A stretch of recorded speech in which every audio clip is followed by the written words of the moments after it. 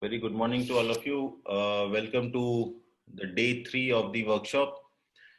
And I hope all of you are doing well. And today, the first session of this workshop is of Dr. Manish Kumar. He is Associate Professor in Indian Institute of Information Technology, Allahabad.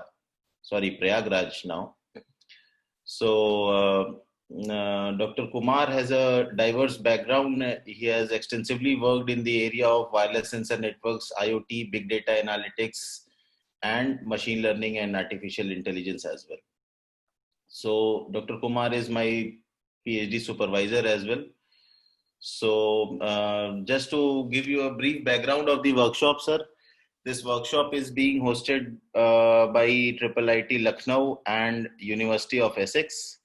GCRF has funded the workshop, and we are hosting this workshop as a part of our project in the which is being conducted right now, which is in execution right now. So, sir, the general population of this workshop includes the students from BTech, MTech, PhD, and some of the working professionals are also there. So, without delaying this any further, sir, I'll hand over the session to you, sir. Over to you, sir. Okay, thank you, Dr. Vishal, and good morning to all of you. I think I have already shared my slides. Probably all of you must be watching the slides. It is okay, it is visible to all of you. Okay. So I'm just stopping my video and I'll continue my lecture.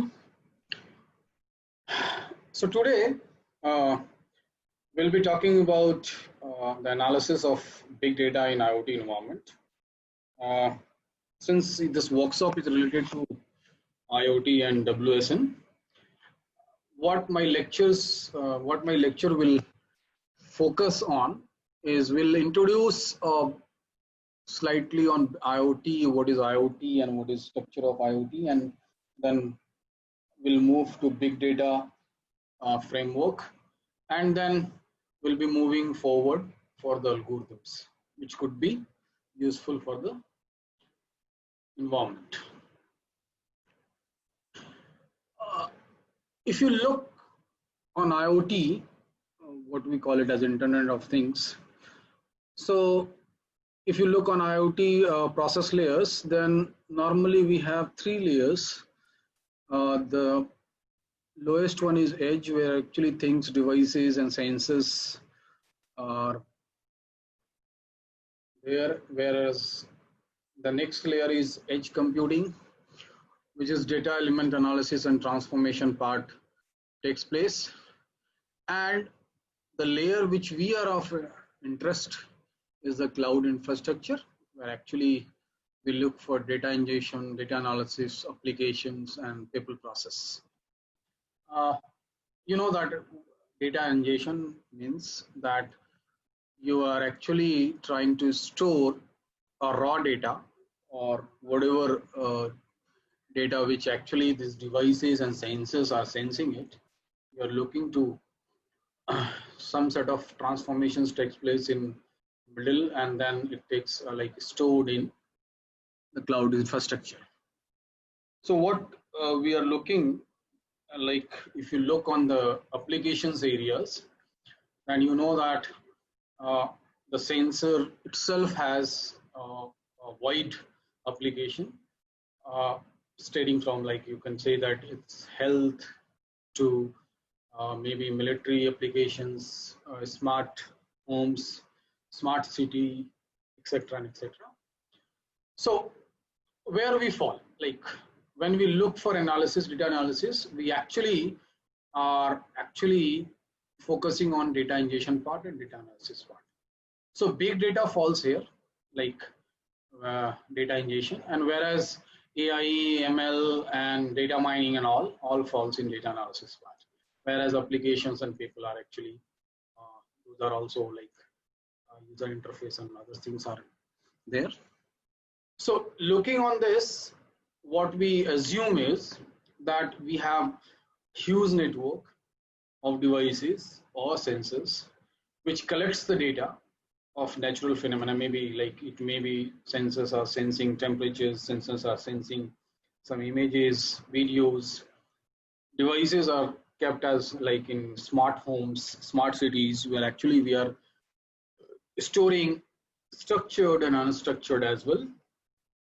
So we say that we have accumulated a huge amount of data, which could be referred as large data or big data. And then we look for analyzing those data by means of some algorithms. Okay. So I'll just introduce what is big data and all. This is big data is the term for a collection of data sets so large and complex that it becomes difficult to process using on-hand database management tools or traditional data processing applications. Okay.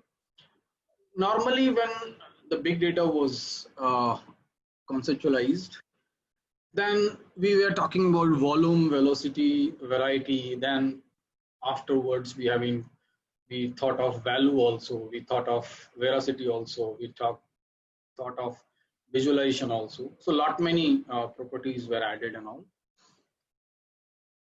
We have started with sort of storage which talks about some gigabytes, megabytes, and then we move forward further to zettabytes, yottabytes, and we are looking for quantobyte sort of data in the environment. The entire framework, if you look, then certainly you'll be able to understand that the whole set of interdisciplinary work will be there. Like data is stored, so some sort of storage applications will be there. Then there will be some sort of big applications, knowledge extraction. Then in case of wireless sensor network, we are also looking for some sparse data analysis also. We'll also look for uncertain and incomplete data. Normally, when you talk about big data analysis, then we always look for mining complex and dynamic data as well. We also look for real-time analysis, though it is difficult, but still we are working on it. And obviously, somewhere big data, machine learning, data mining, AI, and all will come in picture. So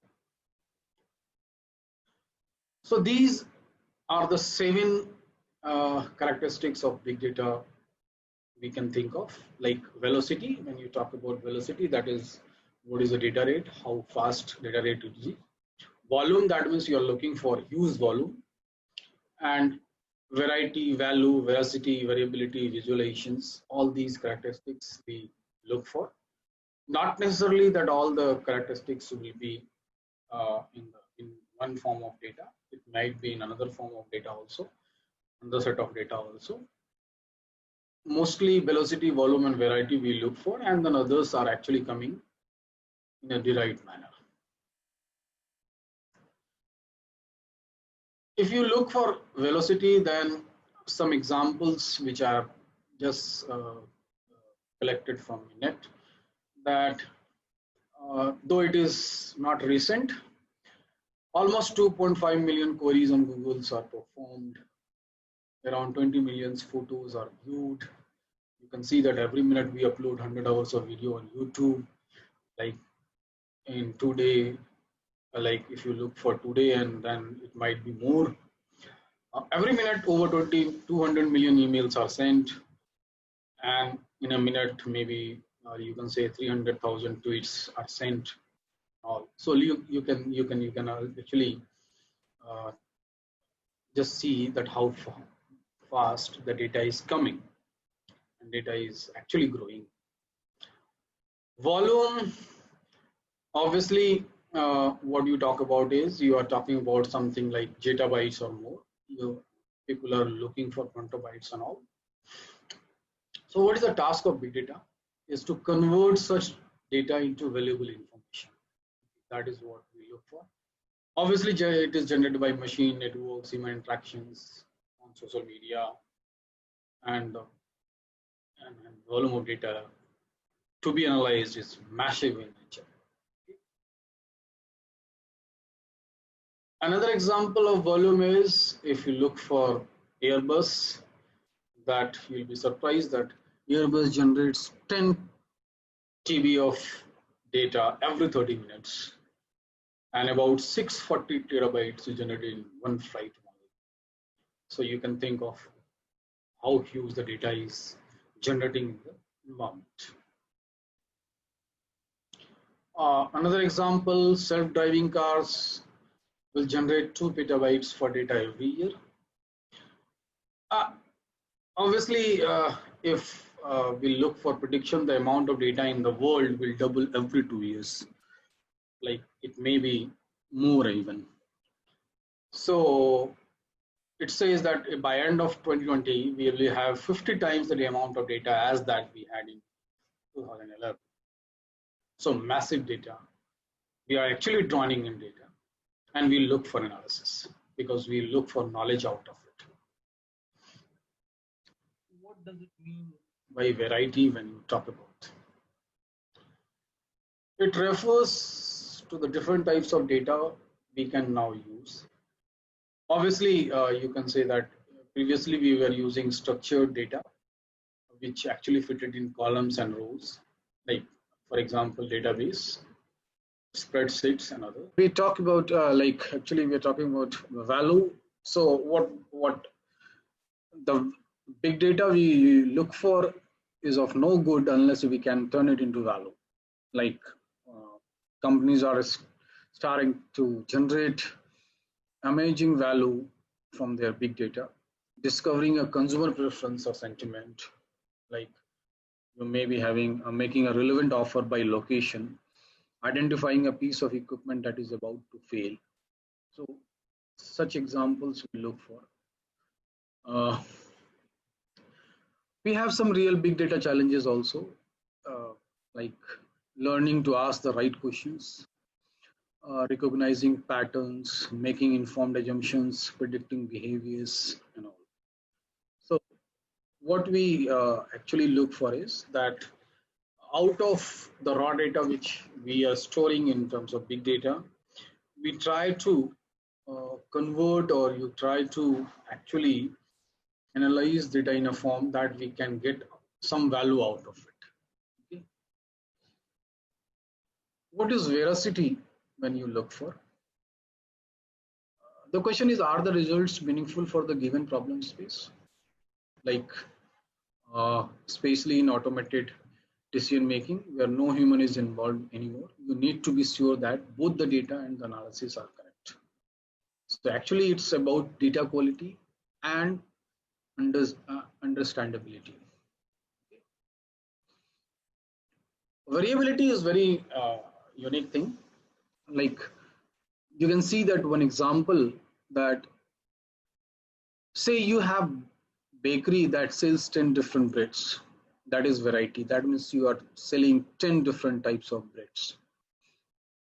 But now imagine you go to that bakery 3 days in a row, and every day you buy the same type of bread, but each day it tastes and smells different. So this is what we call it as variability. Okay. So that also, like it might be the case that the same set of data you are actually capturing, you are capturing in the same environment, but each day the environment might give you some variable sense of data also. So that we are looking for. Visualization, it is something that previously we were doing in terms of like what we call it as some graphs, pie charts and all. In sense of visualization in the environment of big data, we are not looking for ordinary graphs or pie charts. What we are looking for a complex graph that can include many variables of data while still remaining understandable and readable also. So its simplicity should be there. Because when you look for decision making, certainly you'll be looking to your higher management, and higher management people might not be as skilled as you are in terms of technicality and environment. So you have to put forward your information in a way that when we look for big data process And when we want to store the data, which is huge in terms of size, and you want to analyze the data also. So then we look for some distributed and parallel sort of infrastructure. So in that case, this MapReduce and SDFS is very useful, which actually can hold a huge data and also process or analyze using a set of algorithms. So just I'll give you introduction. I'm not going in detail this part because this will be used. We'll be talking about some MapReduce based algorithm later on. So I'm just giving you some sort of introduction. You know that Hadoop distributed file system is a distributed file system designed to deal with huge amount of data. So certainly you can see that there are some data nodes which actually holds distributed data. Then there is name node and it is connected with all the slaves. So this name node is actually a coordinator which actually coordinates the entire task. And then some sort of parallel processing could be done using Google's MapReduce. MapReduce, you can see that this is structure of the MapReduce where actually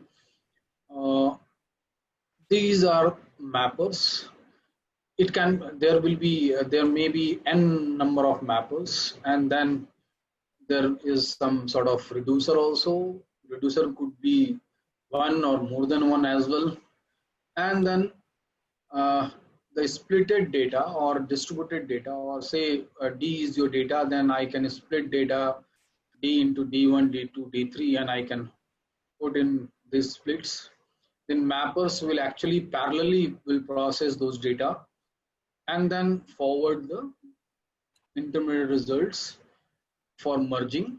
And then reducer has the responsibility to reduce and give the output at this place. So this is what MapReduce does.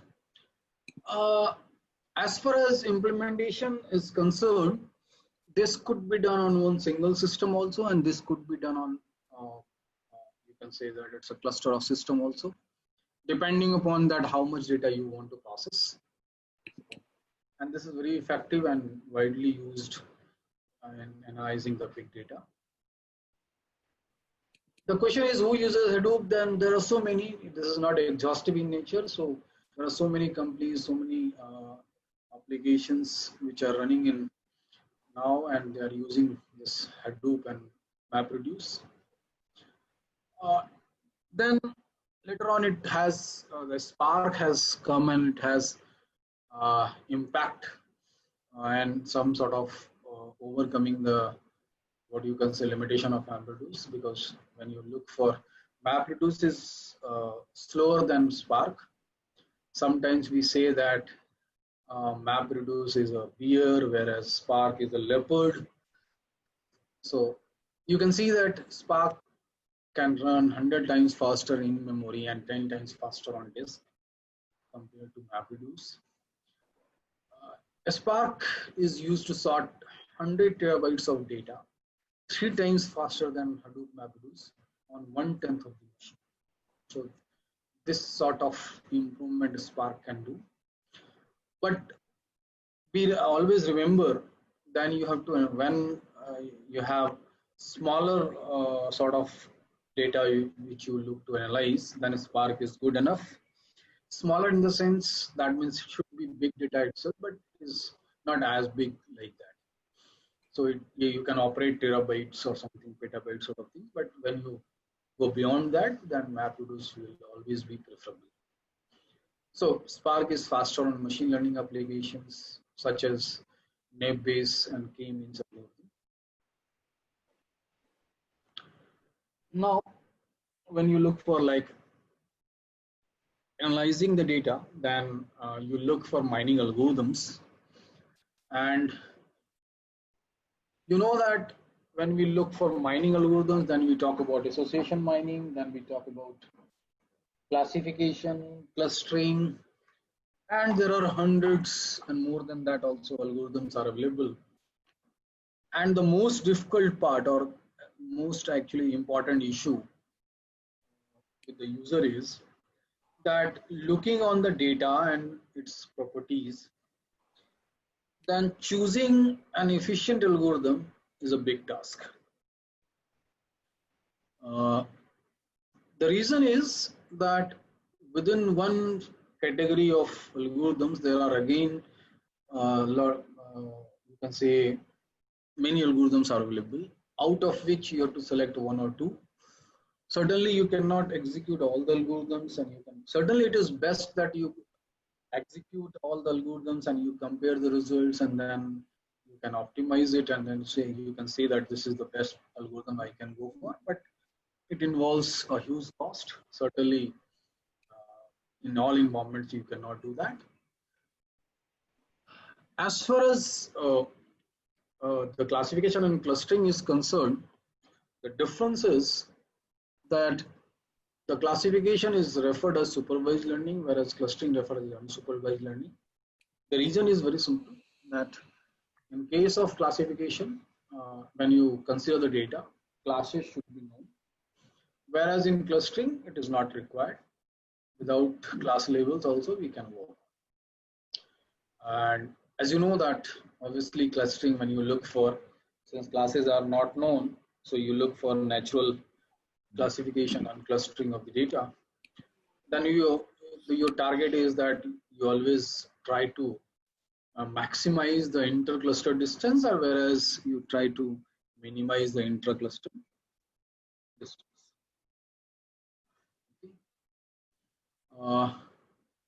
Then we move to some sort of preliminaries, which is actually some sort of mathematics, which could be useful when you look for analyzing the data. So we'll look few data types, which is very important and usable for mining the data, mining and analysis. When you look for data matrix, then you know that it is simple object by variable structure. It represents n objects with p variables and a relational table of n by p matrix. So this example data matrix is there. Then when we move to a dissimilarity matrix, then it is object by object structure. So obviously represent proximities of pairs of objects. So we look for difference or dissimilarity or equidistance between two objects, say I and j, and we always look for non-negative and near zero when objects are highly similar. So you can see that diagonal elements are zero because the object to object distance or difference will be approximately zero. Okay. Many clustering algorithms operates on dissimilarity matrix. So if data matrix is given, then it needs to be transformed into a dissimilarity matrix first. Then the question comes, how can we assess dissimilarity? That is Dij. Certainly, not necessarily that always data will be in the form where actually you can straightforward, you can go for distances or dissimilarities. Certainly, there must be some sort of transformation is required so that I can actually go for creating this dissimilarity matrix. So we'll be looking for. So we have types of data, that is interval scale, then we have binary, then we have nominal, ordinal, ratio, and certainly we can also have some sort of mixed type as well.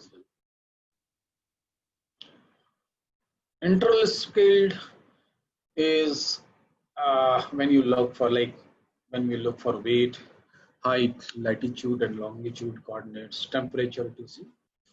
So these are referred as some interval scale variables. What is the effect of measurements? Like you can see that smaller units, larger variable range will be there, whereas obviously it has an effect on clustering structure. Very simple. For example, whether, like suppose if I say height, Then whether you are looking for height in terms of centimeters, inches, or feet, that actually depends that what is your requirement, and then uh, certainly centimeters will have different impact, whereas meter is having different effect, because the distance between two objects is having a smaller range if you look for going for higher units, whereas if you go for smaller, then it will be having larger. So that is what we look for. We all, like for example, basketball player may require giving more weightage to height, so in that case it will be helpful. So we need to standardizing the variable. So what we go for is that the mean absolute deviation is very useful. So this is mean absolute deviations, where actually xi's are n measurements of f, and then the mean is this. Then obviously z score could be calculated using this formula. Certainly, you can say that why we are using mean absolute deviation whereas the standard deviations are there. The reason is very simple, that uh, as z scores of outliers do not become too small, and so they remain detectable. So that's why this mean absolute deviation is used. Because in standard deviation, you are using actually square terms of the difference of mean from individual objects. Distances are actually used in this case also. You know that this is the Minkowski distance, which is this, where actually if you put q equals to 1, then you'll be getting Manhattan and city block distance. Whereas when you put q equals to 2, then you'll be having some Euclidean distance. Then we have weighted distance as well, because why we require this weighted distance, because as I told you that suppose like if this distance you are calculating for basketball players, then there is, say, the features are weight, height, and other things, other features, then certainly I'll be looking for giving more weight to height. Then certainly I can prefix some weight here higher than other attributes. So in that case, weighted distance could be calculated. So W1, W2, W3 can be prefixed in each of the cases, and the weights could be decided by user.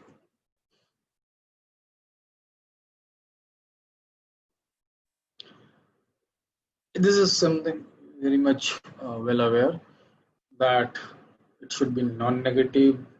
Obviously, diagonal element should be 0. It should be symmetric as well, and triangular inequality must be there. This is sort of boundary variables, which is very much obvious that data might be having. So what we are doing is how to actually deal with these boundary variables. You can see that there are two objects I and j we are looking for. Then I'm just fixing it. So A refer as the presence of object I and ij and j. Then A is actually looking for that. Then B actually the presence of object I, whereas absence of object J. Similarly, C and D. Then obviously if you look for sum, A plus C is this, whereas B plus D is this, A plus C is this. So when you look for this distance, then obviously when variables are symmetric in nature, symmetric when I mean is that the absence of one actually leads to the presence of other, is symmetric in nature. Whereas asymmetric, then distance will be this. So these two, this is known as Jaccard coefficient for asymmetric binary variables. For example, you can see this, where actually there are 3 patients, and then there are some gender, fever, cough, test 1, test 2, test 3, and test 4. If you look for the distance between these patients, say Jack, Mary, Jack, Jim, Jim, Mary, and all, then obviously these variables can maybe treated as binary variables, and then we can actually fix up some, let the value of y and p be set to 1 and the value of n be set to 0. Hello? Any question? ಅದ ನೇತ್ರ ಹಚ್ಚಿ ಮಾತಾಡ್ತಿರ್ರಿ banking ಅದ ಬ್ಯಾಂಕಿಗೆ ಹೋಗುದು ಅಲ್ಲ ಒಮ್ಮೆ ಜಾಗ ಅಲ್ಲ ಬಂದ ಜಾಗ ಇಲ್ಲ ನಂದು ಕ್ಲಾಸ್ ಆಗುತ್ತೆ ಅಲ್ಲ ಜಾಗ mute yourself. Hello? Yeah. So, thank you. What we are looking for is, you can see that what is happening. Jack and Mary, if you look for distance, then obviously what we are saying is that I'm looking for B plus C in this case. So Jack and Mary, B plus C, as well as that B plus C means this B is 1 0 and C is 0 1. So I'll be looking for all the instances in this where actually we have 0 1 and 1 0 instances. Like I can see that this is 1 1, this is 0 0, this is again 1 1, this is again 0 0, this is 0 1, and this is 0 0. So this is there. So since one instances of 0 1 is there, so this is 1, whereas there is no instances of 1 0, so it is 0. And similarly, there are two instances of 1 1 is there. You can see that this is 1 1 and this is 1 1, so it is 2. So overall, when you calculate this, it will come as 0.33. So distance between Jack and Mary is 0.33. Similarly, Jack and Jim would be 0.67, then Jim Mary could be defined as 0.75. So this is quite useful. Then we move to nominal variables. Generalization of the binary variables, in that it can take more than 2 states. Say like you have, say we have talking about colors, then we have red, yellow, blue, green, and many more is there. So if you want to create a binary variables out of this nominal variables, then each of these red will create 2 binary variables for us, like say red absence, red present, then yellow absent, yellow present, blue and green as well. So there are 2 methods of doing that. The first method is that DIG could be regulated using number of matches and number of variables, whereas other method is that, as I told you, that you can treat this individual colors red, yellow, blue, green as binary variables, and then you can go for dealing with, as we have seen in the binary cases. Okay. Ordinal, then this is something as that we are looking for rank. Like for example, that if data which having some attributes where the attributes values are having a particular rank labels and all, like you can see that in case of university there are ranks like assistant professor, associate professor, professor, and other. So like that. So if we are looking for ranking of the data and all, then we go for ordinal variables. And then what we do is that interval scaled case, we have seen that XIF is there, that can be replaced by rank RIF, and certainly similarly the JAD score will be defined in this way, and compute the dissimilarity using methods of what you have done in interval scaled values. Ratio scaled, when you talk about some sort of positive measurement on a nonlinear scale, or it may be exponential scale, say such as e to the bt and e to the minus bt and all, then the method is that first you have to transform this into using logarithmic transformation, then you get it this, and then treat this as ordinal and go for transformation into interval scale. So a lot of transformation is required when you look for some complex data. This is a case where actually we are not where we are looking for different set of attributes to be used, and all attributes could not be fit into the same sort of data types. Then I can make use of all the data types as a feature selections, and then we can actually go for distance calculation using mix type, and it could be done. So this is one thing. So what we have seen till now is that we have seen that what is IoT, how this IoT is actually generating big data for you, and then where there is a scope for analysis. Certainly, a huge work is going on in terms of storage and analysis, in terms of big data, and IoT is one important application which generates big data for us. So we have seen some mathematical structures which could be useful for mining and analysis. We have seen that data can be stored in distributed manner and can be processed into parallel manner using MapReduce, Hadoop, and also using Spark. Okay. So now I'm moving to algorithm part. So first algorithm which I'll be interested in is a classification algorithm, and that is dysentery interaction. Okay, just give me 1 minute. I just want to have water.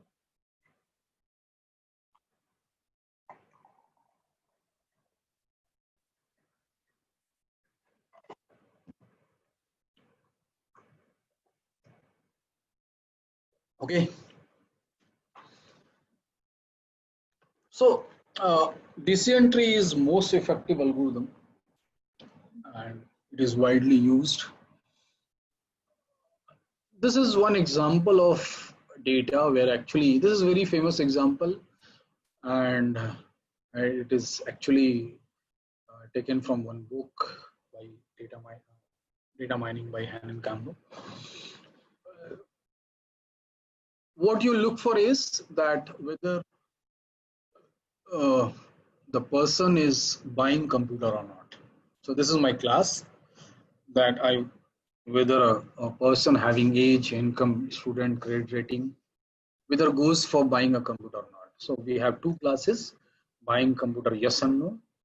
These are the features on which decisions will be made. So if I go for the basic algorithm ID3 for this on this data, then there could be, this is just an example that this could be one tree, decision tree for me. And question comes that how this decision tree could be. We are looking for information gain of the attributes so that it can be kept in respective, you can say, branches or as a root.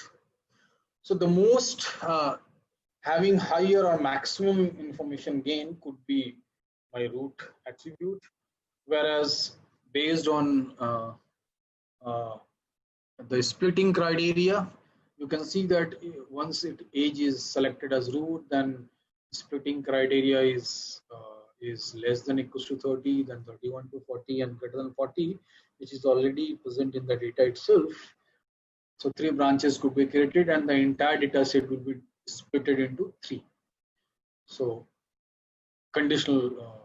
condition-based distributions would be there, and the data set will be allocated to student, this particular vertex, and then to this credit rating and all. Now the question is how this student is coming to this place and how this credit rating is coming to this place. This again, the same process will be applied on the splitted data, and again the maximum information gain attributes should be placed into respective points, like say branch points is student at this point and this point. So likewise it is going on.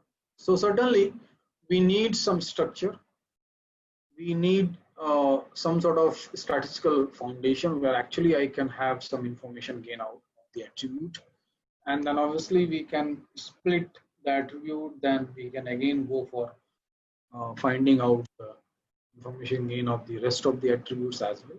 So all these is a part of decision tree. And as far as rules are concerned, certainly you can see that if you traverse from root to leaf, each of these traverse will give you one rule. Say age, then this, then this, then this, then this will have one rule, then another two rule, third rule, then fourth rule, and then this is fifth rule. So this decision tree will generate 5 rules for you, whereas 3 rules are for class yes and 2 rules for class no. Obviously, these are generated rules by ID3 algorithms on this particular set of data. Then rest question comes whether it is good or bad, whether it is acceptable or not. So that's why what we do is that when we have data and we look for classification, we divide the data into training data set and testing data set. Majority of the data will be used for training data. It may be 60-40, 70-30 or 80-20 sort of things. And then all this decision tree could be formed by using training data set, and then it could be tested on testing data set. And then based on what accuracy, what percentage of accuracy you are getting, whether it is acceptable to you or not, to you means users, then it will be accepted. And if in case it is not, accuracy is not up to the mark, then certainly you have to go for reclassify the same set of data by some sort of overlapping data you can have also. You can change the samples also. You can actually mix the data, and again you can extract the training data set and testing data set. So as already I have told you that it is actually a top-down recursive divide and conquer manner. We look for information gain, and as far as condition for stopping the partitioning is that either all samples for a given node belongs to the same class. This is one way you can stop the branch. There are no remaining attributes for further partitioning, so majority voting is employed for classifying the leaf, or there are no sample left for you. So these are the stopping criteria. If you go for a brief review of entropy, then it actually is a measure of uncertainty associated with a random variable.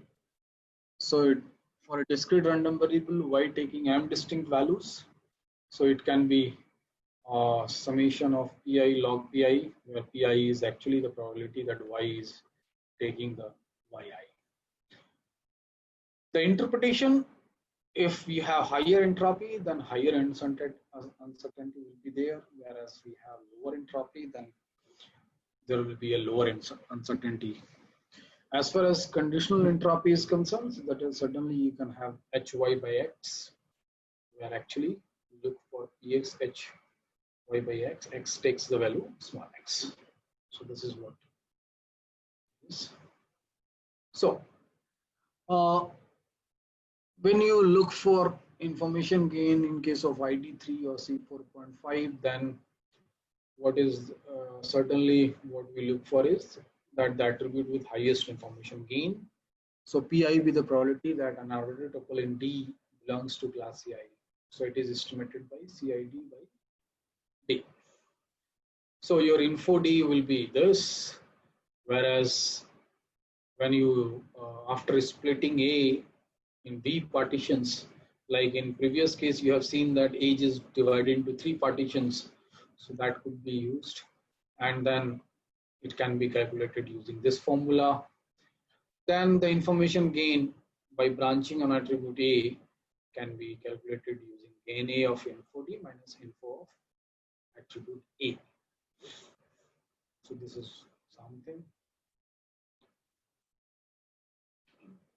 The problem with the entropy and information, when you talk about expected information, is there that suppose that a particular attribute is a primary key in the data, then certainly as many data is there, as many splits will be created.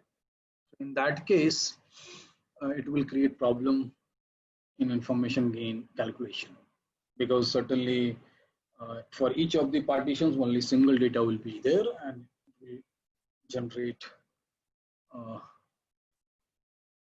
the expected gain could not be used for that in that case.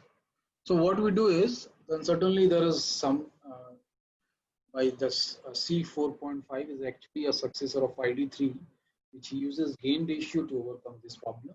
What we call it is actually normalization to information gain.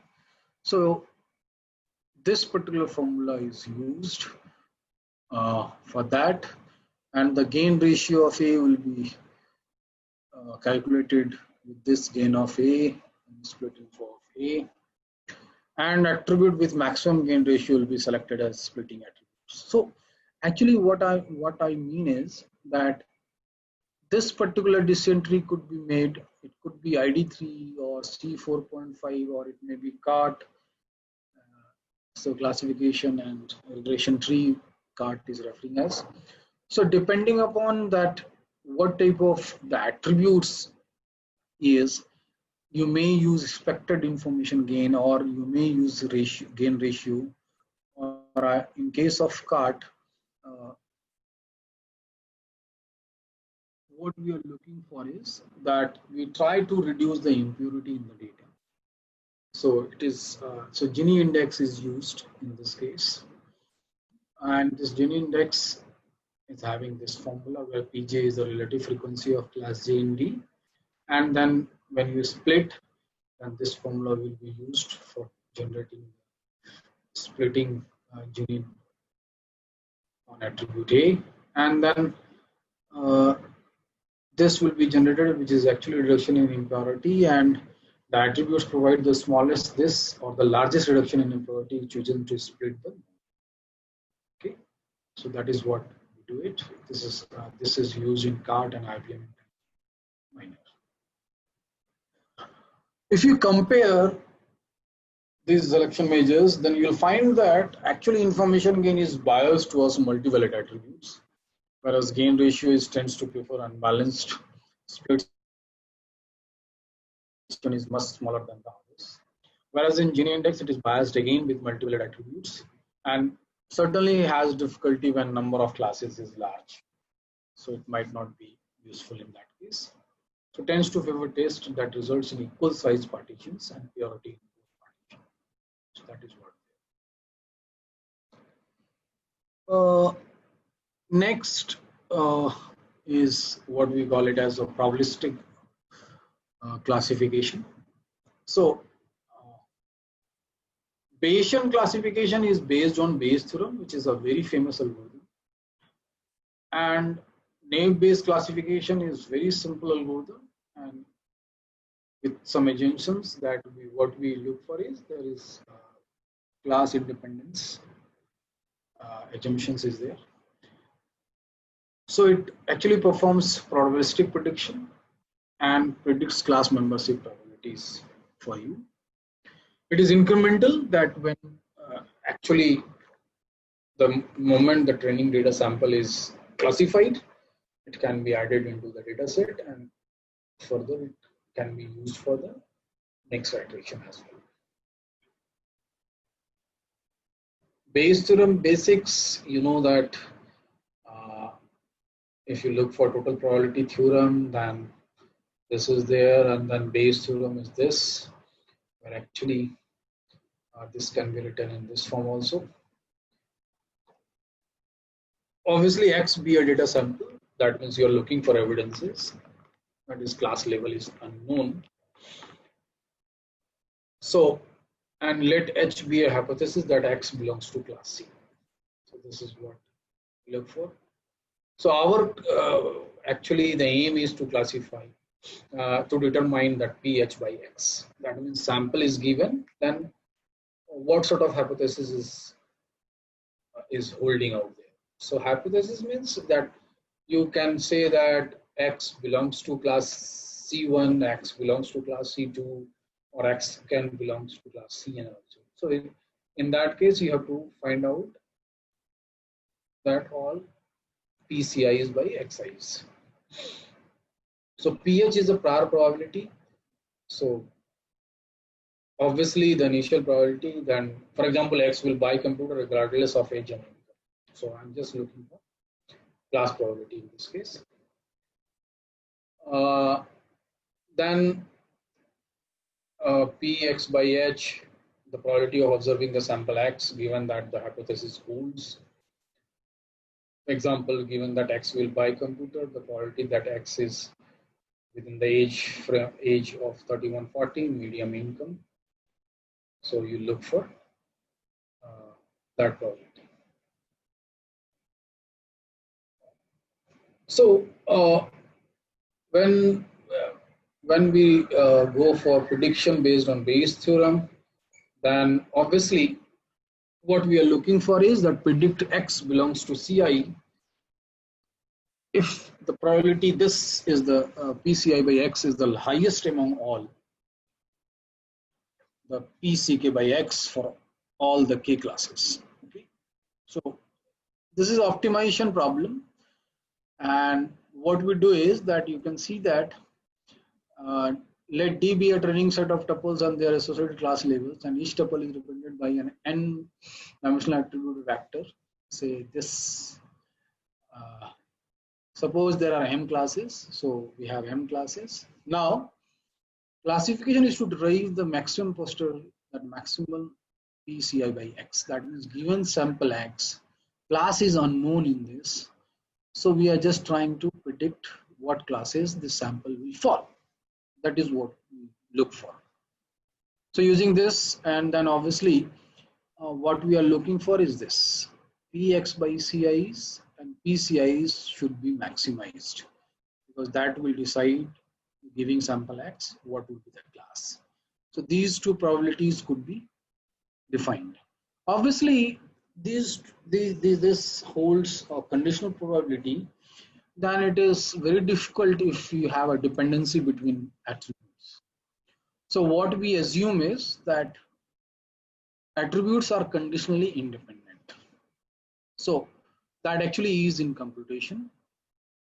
In case of computer, so that becomes a product of all the conditional probability of given classes. What will be the probability of having sample Xi's? If in case that attribute is categorical in nature, then obviously tuple in Ci having value xk or ak divided by this, that is number of tuples of Ci in D. Whereas if it is continuous valued, then obviously the Gaussian distributions with mean mu and standard deviation sigma will be used, and obviously the Pxi by Ci will be this Gaussian distribution on xk, mu Ci, and sigma Ci. So that could be used. This is simple one example where actually age, income, student crediting, and buying computer is there. So you have two classes. Then obviously you have this particular sample where actually age is less than equals to 30, income is medium, student is yes, and crediting is fair. This is unknown sample and you need to be classified. So once you do for this, then obviously individual probabilities could be calculated, then conditional probabilities will be calculated, then obviously the maximization of the objective functions will be calculated, and then you can see that 0.28 is higher than 0.007. So obviously this particular sample will fall in buying computer, yes. And that way the Bayesian classification classifies this unknown sample. And this unknown sample now again becomes the data for the training data set. So that is what Bayesian classification does. When we are looking for dependency factor of the attributes, then certainly we'll go for Bayesian belief network. Then further you can go for propagations. Then when you look for predictions, then we can go for regression and SVM sort of things. All these are algorithms which could be used for this purpose. There is one problem comes while using this Bayesian classification, where, for example, what we are saying that suppose your data set is having 1000 tuples and income low is having 0 tuples, income medium is having 990 tuples, and then income high is 10. Then certainly this for income low will generate actually 0 probability problem. So what we do is, this can be corrected using Laplacian correction, or what we call it as a Laplacian estimator, just adding 1 to each case. So what we are doing is that we are adding the data for low and it becomes 1 by 1003. That means you are adding 3 tuples, 1 for high, 1 for medium, 1 for low. So it becomes 991, 10 becomes 11, and low becomes 1. And that way, and it was observed that the corrected probability estimates are very close to their uncorrected counterparts. So that could be one. Easy to implement, good results obtained. Certainly dependency and all other things are always be a concern. So when you look for dependencies, you'll go for Bayesian belief network. There is a very important algorithm which is referred as random forest, which is actually an ensemble classifier, and it can be used for a larger set of data also. What we are doing is very simple. This particular figure was taken from net Wikipedia. You can see that what is happening in random forest is that we are just going for tree, there are n number of trees generated, and when suppose we are looking for one instance, so if suppose for that instance tree 1 classifies as class A, tree 2 classifies as class B, tree n classifies as class B. So what do we call it as? Majority voting is there. So majority of the tree, if it classifies as B, then the final class of the instance will be B. So that is what we do it. Now, certainly we can implement this particular random forest algorithm using MapReduce. Obviously, MapReduce implementation of random forest is included in Mahout, and which works as the data are split between 2 bits into each map jobs. So as many map jobs will be there, will be allocated, and a map jobs train a random forest with a smaller number of trees in it. So each of the mappers will actually generate smaller number of trees. That means applying this random forest algorithm. In this case, there is no reduced step because the final forest is the combination of all trees learned in map jobs. So it is actually, we are just, what we are doing, we are collecting all the trees generated by each of the mappers, and we analyze the instances in those trees. Obviously, this implementation is not equivalent to the original random forest algorithm because the forests are not built on bootstrap samples of the data set. That is the case, but still it is giving very enthusiastic result. There is one algorithm which actually talks about association mining. This is a very famous algorithm where actually what we call it is FP growth. I think most of you are well aware of a priori, which is very famous algorithm. So FP growth is actually overcoming the disadvantage of a priori, which is candidate generation. So this FP growth is having no candidate generation, and it has divide and concurrent methodology. Just require 2 scans of the transactional data. Phase 1 constructing FP tree, and phase 2 is actually see the FP tree and find out the associations. This is very useful. So how this parallel FP growth could be used? That means obviously data, and then obviously you'll be splitting the data into mappers, and then each of the mappers will generate FP growth tree and all. One work has been done by one of my PhD scholar. He will be delivering lecture in the afternoon itself, Mr. Dr. Amrit Pal.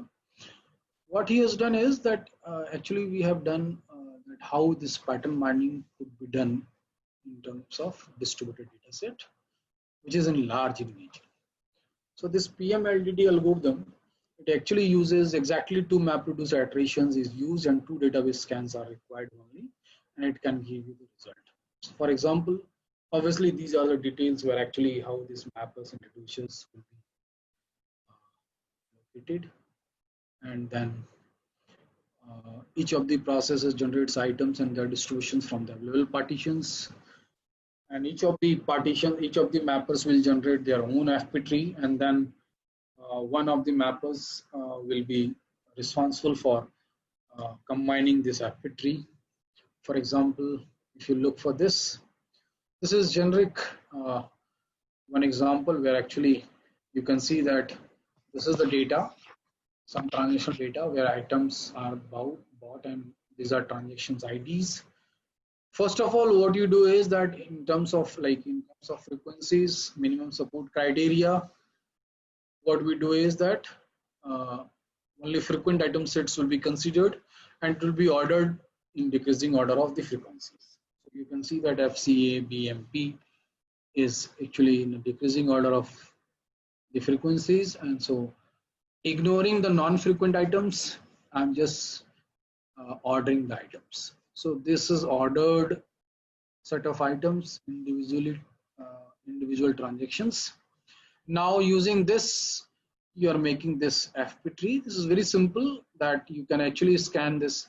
You start root, then FCAMP. So you can see that FCAMP, this is first transactions will generate this branch. Then there is FCABM, so you can move on the same FCA, then you cannot go for M, so B is there, so we'll create a different branch B and M.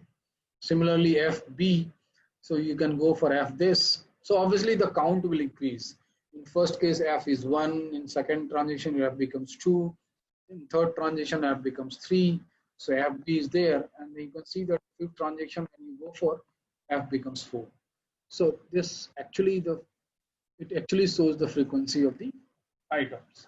Simply, very simple to construct, and obviously just having generating the conditional pattern base, you can have the association rules that how the F, if I look for how F and C is associated, then I can get conditional pattern base of F, which is FC3 will come, and obviously that will have you can say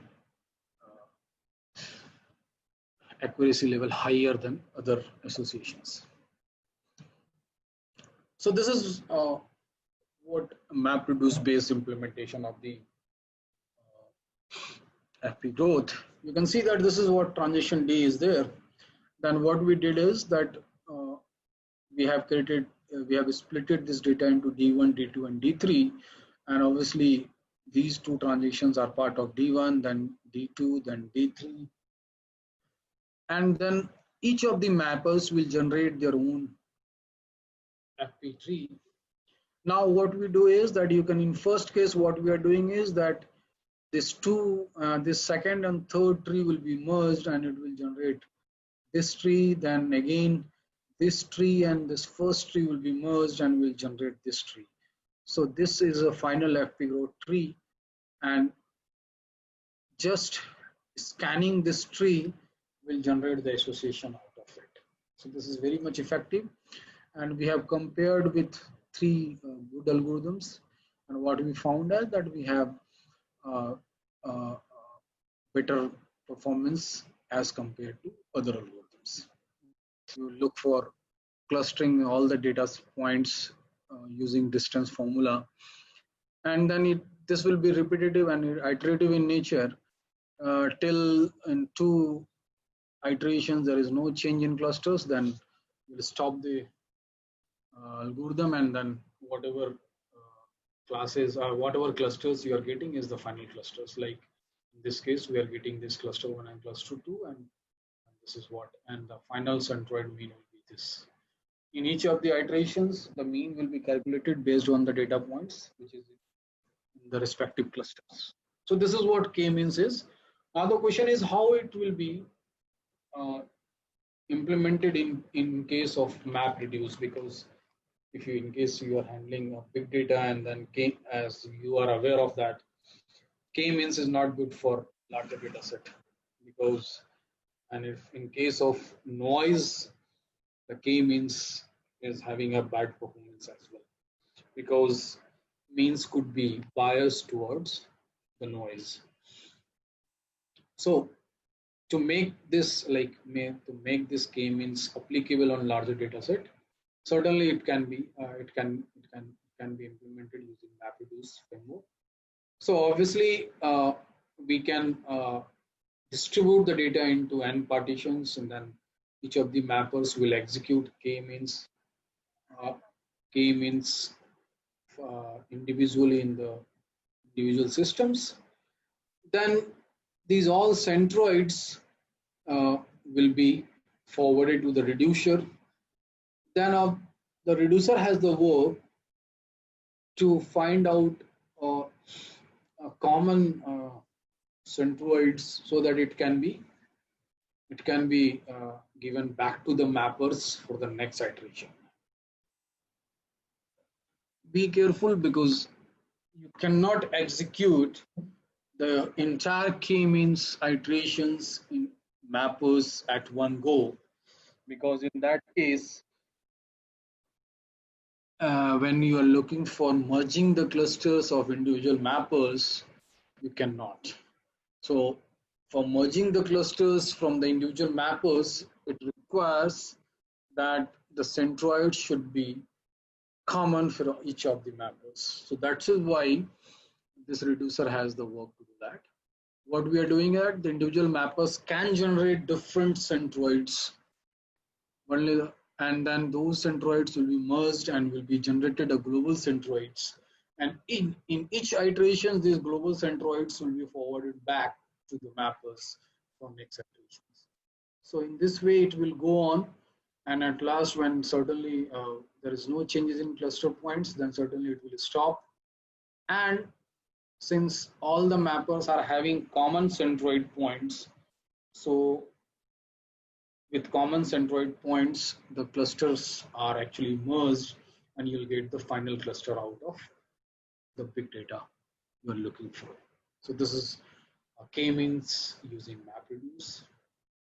These are details that how this key value pairs will be created. The key could be cluster ID, value could be coordinates, and then iteration will continue till convergence arises as normal as k-means.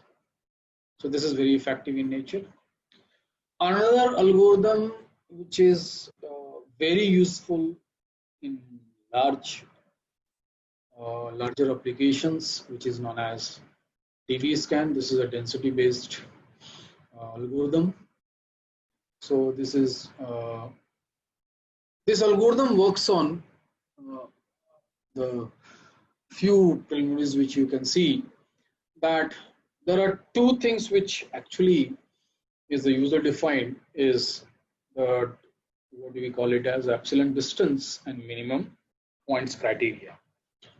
What we are looking for in this is that suppose you have a space of points, say there are n number of points, then how to cluster it? So this algorithm says, okay, first randomly pick one point out of your entire, you can say n point space.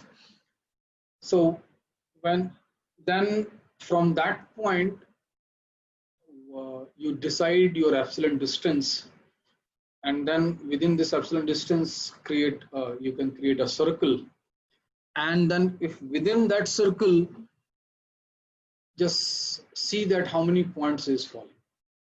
If it is actually satisfying the minimum points criteria, then you can say that that point is a core point. So you can see that if you look for this particular figure, then each of these points are core points. The reason is very simple, that when we started with say A0 and we have created epsilon distance and then minimum criteria is met, then A0 becomes core points. And then we actually investigate all the boundary points of the core point region.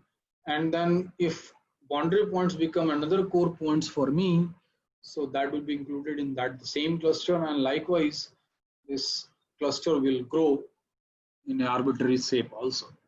And obviously you can see that epsilon neighborhood of P denoted by epsilon is a subset of dB, such that distance between PQ is epsilon for any Q belongs to epsilon neighborhood of P.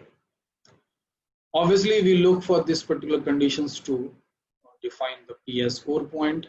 Then this core point can grow as a cluster, defining these, like given P and Q belongs to dB, Q belongs to epsilon neighborhood of P, P is a core point.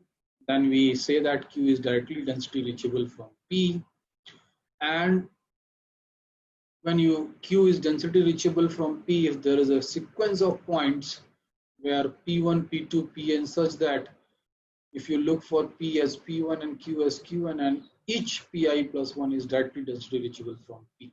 So you can see that if you look on this A2, A0, A1, A4, A3, and B1, all these are density reachable points. So hence, when you look for the clusters, then all dotted lines, small dotted lines will actually create clusters for you, which is of arbitrary shape. So that is one, and then we also look for density connected points as well. So this is what dbScan works, and this will go on. The moment if there is no boundary points left for you, which could be a core point, then you move to the rest of the points which is not clustered yet, and then again go for one random points and again go for the same process, and it will actually create clusters, or set of clusters for you using this particular. Now the question is that can it be used for big data, and can it be used using MapReduce or not? Yes, it can be used, and obviously this is something, a framework which is taken from the paper where actually this MapReduce dbScan was proposed. What we are doing is that certainly the framework is same, that data is distributed into several splits, say n splits. Each of these splits will go for dbScan to be executed. Then certainly dbScan will generate set of clusters and all. So the main point in this is that how to merge these clusters out of different mappers. So this is one example. What we are doing is this is the left side of actually a region defined by one mapper, the another part is defined by another mapper, and then with the epsilon distance we are defining outer region and inner region. This is OR is outer region, this IR is inner region, and this is epsilon distance. So this is the boundary of, say, it can be of different shape also. We are considering for easy understandability, we are considering as a square. So what we are doing is that with epsilon distance we are defining the inner region and outer region of it. Now certainly there is a case that within this inner region of this and this, there are several points may fall. Pick one point, say px, and then go for epsilon distance. So when you create a circle out of epsilon distance, and if suppose this actually satisfies your minimum point criteria, and whereas few points are from this region and few points are from this region, then obviously we can conclude that the points of this region and this region are directly density reachable, and this could be merged into this particular cluster. So this way, these two different region or clusters of different mappers could be merged in reducer using this particular arrangement. And this could be done for each of the clusters. So it is actually very much iterative in nature, because you have to execute like as many clusters generated by mappers, by different mappers. All those individual combinations will be checked for this particular and will be merged as a global clusters generation. So this is what DVScan talks about. The last algorithm which I'll be discussing, which is actually very much useful, and hopefully most of you are aware, or might not be also. So this is known as BFR. There are three actually researchers, Bradley, Fayed, and Raina is there, which actually they have created a variant of k-means, and it is designed for very large data sets. What is there is that there may be standard deviations in different dimensions may vary. So clusters are axis aligned. Ellipses would be like this, and obviously what we look for is that for every point we can quantify the likelihood that it belongs to a particular cluster. So what is the process? Points are read one main memory full at a time. Most points are from previous memory loads are summarized by simple statistics. Simple k-means algorithms will be used, taking k random points and go further. These three is the most important part of this algorithm. This figure shows that also. You can see that the first part, it says that discard set, points close enough to a centroid to be summarized. The second is compression set, that is group of points that are close together but not close to any existing centroid. These points are summarized but not assigned to any clusters. Okay. And this is retained set, which is actually isolated points waiting to be assigned to a compression set. Now, just revisit the k-means. Suppose these are the points. If you look on this figure, these are the points to be clustered using k-means. These are the moment you say that k-means will go for. Am I still okay? So what we do is that k-means will cluster these points at a time and will fall in some set of points with this, and that is actually a disadvantage, because in that case the mean will be biased towards these noise points, and in that case it may lose some of the points which is close to in this cluster also. So this particular cluster may be divided into two parts, where some of the points will fall in with this retained and compression set, and some of the points will fall in with this side compression and retained set.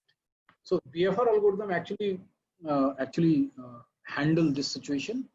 So what they said is that these points, which is actually very close to centroids, are referred as discard set. That means these are clustered and the work is over.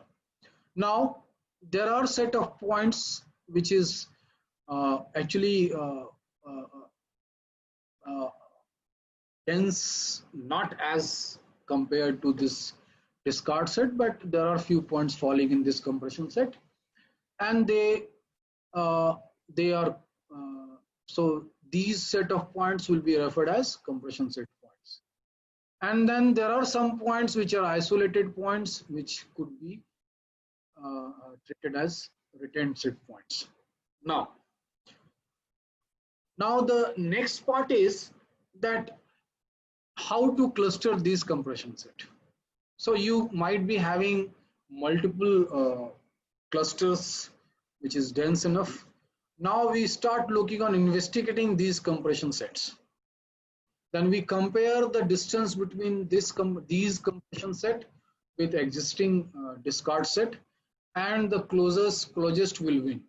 So these compression sets will be merged to the discard set, which are more closer compared to the other compression set. So likewise, we can actually merge the compression set. Then further, what about this retained set or isolated points? Then we start looking on, like after merging this compression set to the clusters, then we investigate these isolated points, and then we just calculate the distance between all the clusters with this isolated points, and the closest will win, and these points will be merged to the in that cluster itself. The beauty of this particular algorithm is that you may not lose points out of this cluster, because this is already a discard set, so this becomes a cluster. So now this particular compression set could be part of this, but it will not throw out these points, because we are not considering the centroid distance right now. Rather, we are considering a distance between these points. Now, similarly, this particular isolated points and this isolated point will be part of this cluster also. The shape will be like this also, may be the case, and whatever clusters you are forming is actually you can say the more accuracy will be there. So that is what we do. Then the question is how to do that. Then obviously we make use of number of points, then we make use of vector sum of the points, and then we make use of sum of square of the points as well. So these are actually the you can say the features, what we call it as clustering features. Obviously 2D plus 1 value represents any size cluster, so where D is the number of dimensions. So these will be used. This processing is a memory load. So the same which we have just described with you, the same these processes are actually detailed in this section. Like you can see that compression sets, their points are in CS, and then it will be merged. There are certain issues in this, that how do we decide if a point is close enough to a cluster that we will add the point to that cluster, and how do we decide whether two compressed sets deserve to be combined into one. So such issues, and apart from these issues, there are certain other issues out there. So what we when we look for the how close is close enough, then BFR, actually the algorithm suggests that for that you can go for Mann-Lewis distance for less than the threshold. So high likelihood of the points belonging to country nearest centroid would be, so it will actually go for Gaussian distribution functions. So if you look for this distance, it is a normalized Euclidean distance from centroid. So each points, say D points and D clusters, normalize each dimensions like this, take sum of the squares, then take the square root of this. So this will give you the normalized Euclidean distance from centroid.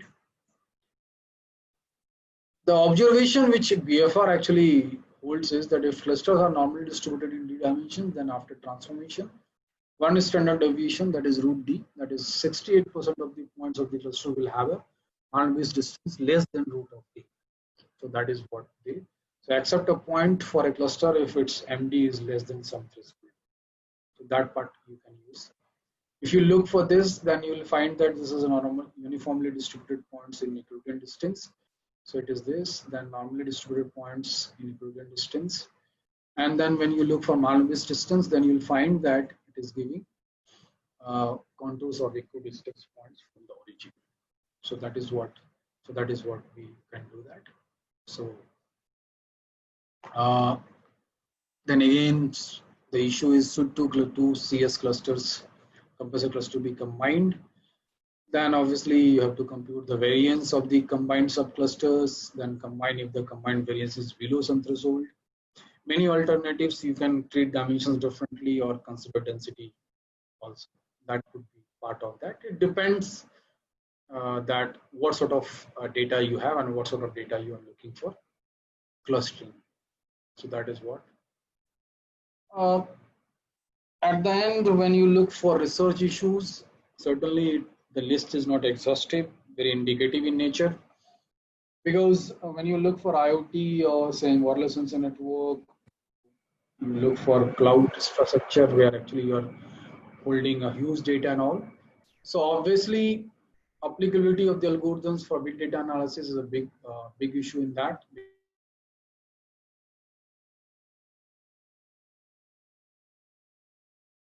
Algorithm into big data analysis. Okay. Then obviously scalability. That scalability is one issue because like you can see that k-means could not be scalable in a normal manner, but it can be used using MapReduce and Hadoop framework or a Spark framework. Certainly what we did is that we make the data smaller chunks and then we make use of k-means. Similarly, there are some other way of doing it is that you can transform the algorithms in a way that it can hold bigger amount of data for the analysis also. So scalability in all terms, like in terms of algorithms, in terms of algorithm instructions, in terms of distributions, in terms of processing also. So all these issues should always be there. Certainly, when you look for distributed and parallel processing of any algorithms, then accuracy is one concern. So obviously you have to compromise also. Certainly it cannot be what original algorithms can give you. It cannot be the same in case of distributed and parallel processing. And a proper trade-off could be done. And the most I think important which we are looking these days is real-time analysis. That means the one with the data, the moment data comes, you look for analysis of the data and you look for decision making. So these are indicative research issues which we can look for, or students or faculty members can go for it.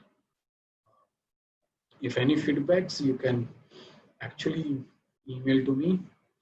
Certainly, I should acknowledge all the authors and websites whose contents were part of my lecture. Thank you very much. Thank you so much, sir, for the very helpful session, and the entire session was really helpful to me. I think all the participants must have learned a few things about big data and classification, clustering, all the topics you have covered in this entire session.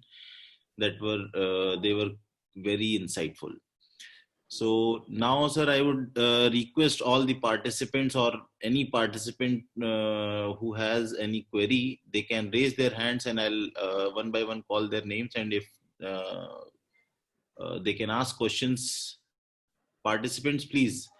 Dr. Kumar is open for questions. If you have any queries, please raise your hands and then unmute your mic and you can ask the questions now.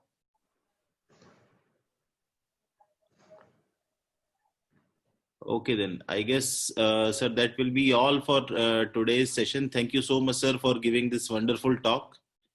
Okay. Thank you for inviting me, and all the best for your work, sir. Okay. Thank you so much, sir. Thank you so much. So to the participants, I would request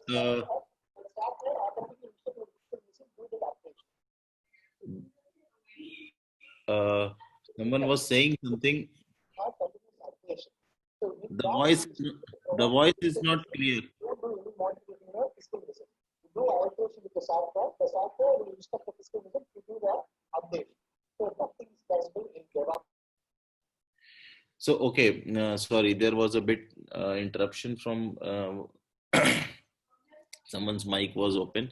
So, okay, again, I would say for this, thank you all of you for joining us, and we'll be meeting again at 2:45 or 2:30 p.m. let us say, Indian Standard Time, for the next session. I hope the numbers to grow, because initially this workshop has shown great response from, has received great response from all of you, and I'm hoping that all of you will turn up again at 2:30 p.m. Indian Standard Time. The session will start at 3 p.m. Thank you so much, everyone. Thank you so much.